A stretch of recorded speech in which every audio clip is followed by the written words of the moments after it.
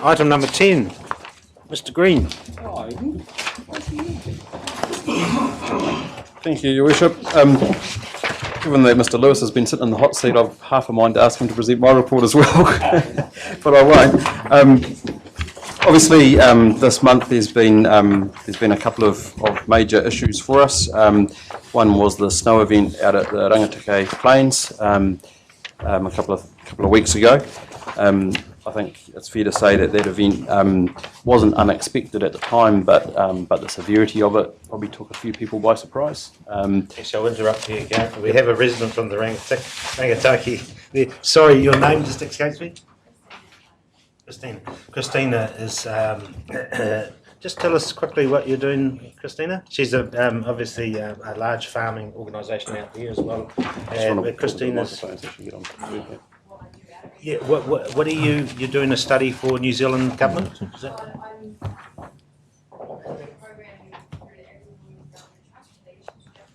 Right.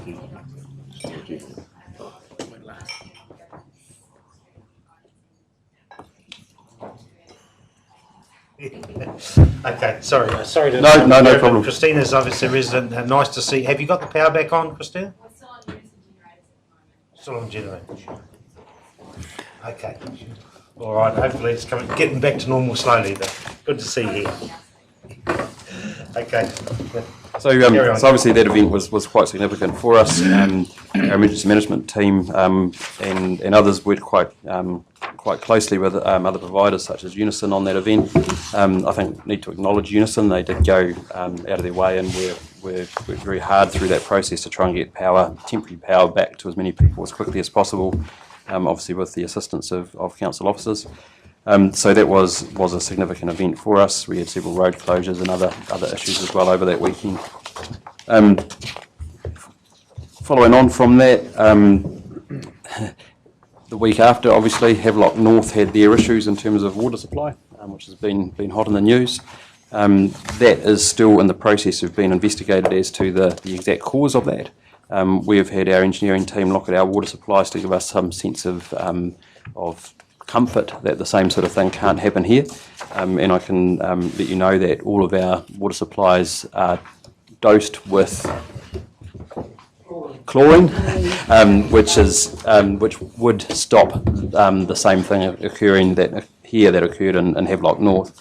There are a few minor little things which we're working on, and I guess this is another example of projects like the Waitanui water supply that you approved with the annual plan. The reason why we put this sort of project forward is to comply with the drinking water standards, is to avoid just the sort of thing happening that's happened in Havelock North, unfortunately. It will be a place to keep watching over the coming months as the investigation that the government has commissioned in conjunction with Hastings District continues. I think it's fair to say that the timing was rather unfortunate. You never want this sort of thing to happen, but the timing alongside the local government reform bill was unfortunate, given the focus of that bill talking through council-controlled organisations and the abilities of council to provide safe drinking water. So watch this space and let's see what comes out of that investigation.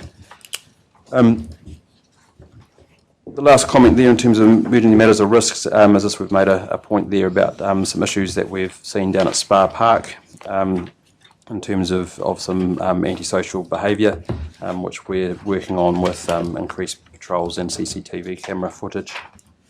Other than that, Mr Chairman, I'll take the report as read. There are obviously the service report that follows and the financials, and we've got the team here who can answer any specific questions that you may have on any of those projects. Okay, thanks. Thank you, Mr Green. Any questions of Mr Green? Chairman, the observations.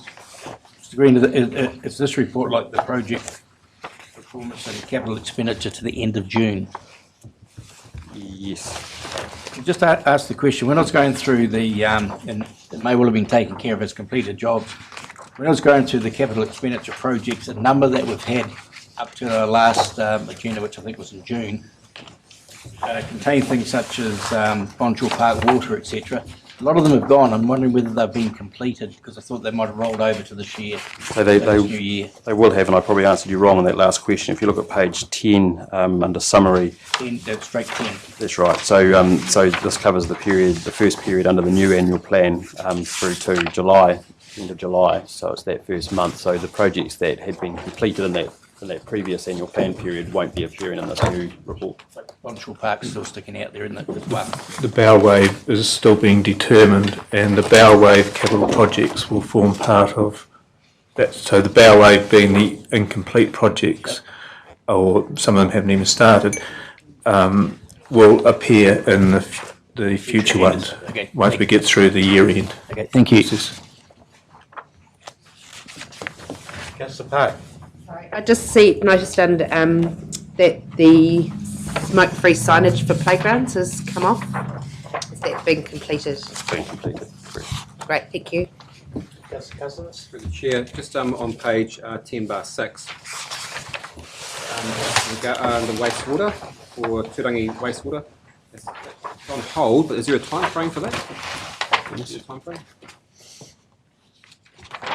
Unfortunately, we don't have a time frame. That project's relying on the material being dredged out of the Tukanu Channel, and we're reliant on when that dredging can take place. We're expecting it to be this summer that the harbour master will continue with that project, and then once we get the material, then we can move forward with our project. On page 10/12, a question about licensing, because I know there's a new Health Food Act coming into play. How are we coping now? Are we getting all our food licenses out for these establishments, or are we still struggling? Yes, we've been down on resourcing, so we've tapped into some external parties to assist. Our resourcing will soon be up to speed, but I've said we'll continue using the external resource until we're 100% comfortable that all the premises have been properly licensed. Thank you, Alan. On page 10/18, and correct me if I'm wrong, it's about swimming pool. Should we take GTAC out now, because it's not called GTAC anymore? Exactly. Yeah, it's like it's been there for a year now. And last but not least, maybe I'm reading it wrong, but 10/20 under community facilities, it says at least 50 sport and community events are held on sports grounds each year, but it's got 5 events in July, which is year to date equals 4, year to date equals 5. I don't know what that means. I understand that that's the year-to-date is the target, so if you basically take the 50 divided and then that's the expected amount for year-to-date target. Okay, so we have 5 this year, and we've done 5 in July, which was our target. Is that what we're saying? Target's, no, So the target's target 50. was 4. Oh, sorry, right. Yeah. Target for the year's 50, target for the month therefore is Is 4, 4. and we did 5. We did 5. Yeah, so we Year to exceeded date over total target. equals 5. Yeah. Yep. Oh, because it's The first month of the No, year. thank you. A couple of questions through the chair to Mr. Green, please. In terms of, on page 10/2, you talk about the potential of a regional bylaw for solid waste. Do you have any idea on timings for that at all, Mr. Green? Look to the back of the room to Dennis. Not at this stage, I'm sorry. Okay, so it's just an idea that's been muted. It's still a work in progress. Work in progress, okay. And Mr. Green, we saw some draft benchmarks from the DIA a couple of months ago. Where are we at with those results coming out, please? So you're talking about the My Council snapshots. So they have, the DIA have agreed to work with the sector again. So with Local Government New Zealand and Solgum, that's continuing at the moment, and there's no set date for the release of those standards. So what's the delay? Just consultation with councils and so on? Consultation, but and mainly around the wording of the standards and the information that's been provided, and the worth of the standards and the way that they've been written. Okay, all right. Because I would have thought the benchmarks were reasonably standard. No, this is the first time that benchmarks of that nature have been done, and they were done without consultation of the sector, and the sector's consensus is that they don't represent they aren't a good measure of what success looks like for the sector. Okay, and just the last final question, in emerging risks, you identified that we've had increased criminal activity in Spa Road. Spa Park. Spa Park, sorry. Is there any correlation between us closing Reed's Farm and this happening with tourists down that way? I don't believe so. You don't believe so? No, it's not. Different? It's not nighttime use. It's the daytime use, particularly at the hot water stream. All right, thank you. Sorry, I feel awful today, all these little questions. On tab 9 under emergency management with the Waikato Region Civil Defence Group Emergency Management Plan, it's actually proposed, it's not adopted full plan, it's the adoption of the proposed. Thanks.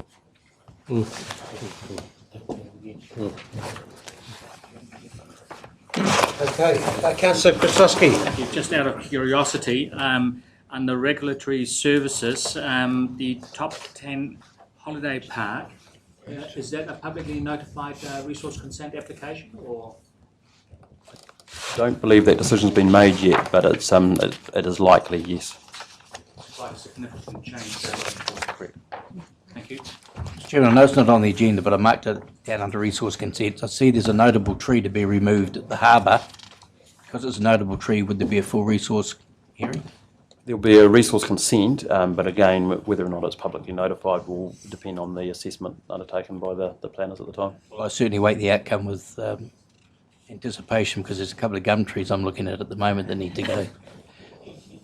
Just while I'm Just if I'm keen to finish off that one, the report undertaken by the arborist, an independent arborist in this situation, has identified that tree is at risk of failing. So this is the one right by the toilet block there, and so therefore that's why it has to go through a consent process to get removed.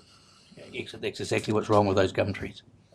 The assessment on the gum trees isn't that they're failing, is the difference. Just as it's a formatting thing. When I was going through the various areas, I couldn't find the Great Lakes Centre, but I was delighted to find under 10/19, it's under public toilets. I think the Great Lakes Centre needs its own section. If you have a look, just yeah. I should have told you rather than bring it up. It was on Friday night. At times, yeah. All right. Oh, just last one, sorry, I'm on a roll. Just a matter arising for Mr. Green. Could you let us know what happened with the tri-vent sculpture that we were looking at? Where did that end up? Yep, so John, at your request, went to the Sculpture Trust for their view. John, what were they? Yeah, I was going to bring that back to the next council meeting actually, because their view was it didn't fulfil the criteria that the trust was set up for, which was renowned New Zealand artists and of a certain quality. But that wouldn't stop us from considering it in the That's future. right. So I was going to bring that back to the next council meeting because I think that was left in the air. Yeah, that's why I asked, because I wasn't sure. So next council meeting. There'll be an agenda item on that, yeah. Okay, thank you. Well, certainly, Mr. Chairman, Mr. Holy was not impressed that we referred it to the Sculpture Trust, because he said it's none of their business. And I think he was correct. Yes, Councillor I Krasowski. have another question, if I may, and that relates to 10/46. Under other capital subsidies and grants, there seems to have been a quite significant downturn of about $2 million on that. Yeah. And I couldn't find anything in the notes to tell me why or how. Okay, if you look at the financials, the 2125 was the subsidy for the Waitanui water scheme, okay. which didn't proceed. But while you're looking at the financials, if you look at in 1045, the operating surplus shows a deficit in comparison to budget. But if you actually look at the areas that make up the manageable part of that, being 1A, 1B, and number 2 down to the 27149, the actual performance, because all the rest of it's made up of revaluations of assets and things of that nature, the actual performance is over 3 million better than budget. Just that the way when we bring in the revaluation of assets and all that, it makes it look negative, but in fact, performance of council in that particular financial year led by governance and implemented by management, has produced a very favourable result. 3 million better than budget. Thank you. Okay, any other questions? That's the when I saw you. Okay, suggested resolution there on 10(3). Information to be received. Thank you, Mr. Green. Your first full report is Second. second. CEO, so stuff. Moved by Councillor Christowski, seconded by Councillor Park. All those in favour, please say aye. Aye. Against? Carry.